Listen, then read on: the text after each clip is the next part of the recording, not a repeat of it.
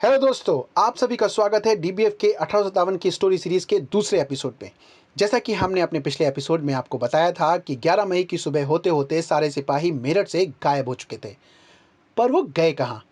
वो पहुंचे दिल्ली। अब आप पूछेंगे दिल्ली ही क्यों? उसके लिए हमें थोड़ा पीछे जाना होगा।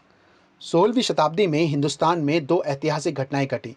पहली थी Portuguese explorer Vasco D gamma का 1498 में यूरोप से हिंदुस्तान का समुद्री रास्ता खोज निकालना, और उसी ने यूरोपियन बाजार के लिए हिंदुस्तान के रास्ते खोल दिए। यूरोप के बाजार में हिंदुस्तानी सामान जैसे मसाले, चंदन, रेशम, कपास और नील की बहुत मांग थी, और जब हिंदुस्तान से वो सामान यूरोप पहुंचता था तो 10 से 15 गुना दामों में बिकता था। इसकी बढ़ती हुई मांग को देखकर और भी यूरोपीय देश हिंदुस्तान और दक्षिण एशियाई देशों की तरफ खिंचे चले आए। इनमें पुर्तगीज, फ्रेंच, इंग्लिश और होलैंड के व्यापारी जहाज सबसे अहम थे। 16वीं शताब्दी की दूसरी दिलचस्प घटना थी 1526 में हिमालय के उस पार से बाबर की अगुवाई में हिंदुस्तान में मुगलों का आना, और 1555 से लेकर 1575 आते आते मुगलों का अकबर की अगुवाई में अपनी जीत का परचम हिंदुस्तान के लगभग हर कोने में लहराना। 16वीं शताब्दी में पुर्तगीज समुद्री जहाज हिंदुस्तान के समंदर और उसके व्यापार पर कब्जा करने लगे। उन्होंने कुछ खास बंदरगाहों पर कब्जा किया हुआ था, जिसमें सबसे अहम थी गोवा और गुजरात की बंदरगाहें। इनमें सूरत की वो बंदरगाह भी थी जो मक्का जाने के लिए इस्तेमाल होती थी, और जिस पर पुर्तगीज का कब्जा मुगलों को बिल्कुल पसंद नहीं था।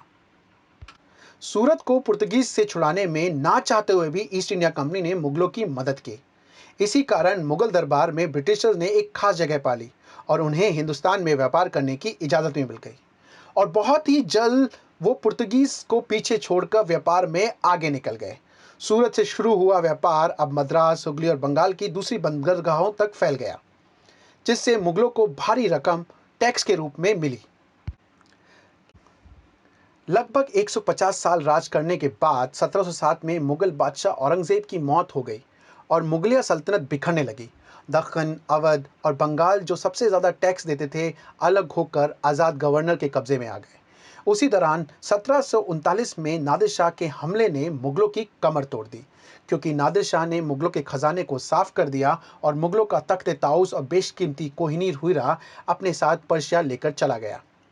इसके बाद मानो जैसे मुगलिया सल्तनत में दरारें पड़ने लगी। एक तरफ मराठा जो उनसे उनकी रियासतें छीनने लगे, और दूसरी तरफ बंगाल, दक्कन और अवध के नवाबों के अलावा दूसरी रियासतें भी अपने आप को आज़ाद घोषित करने लगी।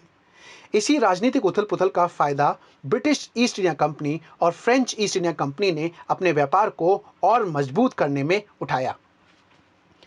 18वीं शताब्दी के बीच में ब्रिटिश ईस्ट इंडिया कंपनी और एक आज़ाद नवाब के बीच में जंग हुई, जिसने फैसला किया कि आगे हिंदुस्तान पर कौन राज करने वाला है। अगर आप जानना चाहते हैं कि वो कौन सी जंग थी, तो जुड़े रहिए हमारे साथ अगले एपिसोड तक।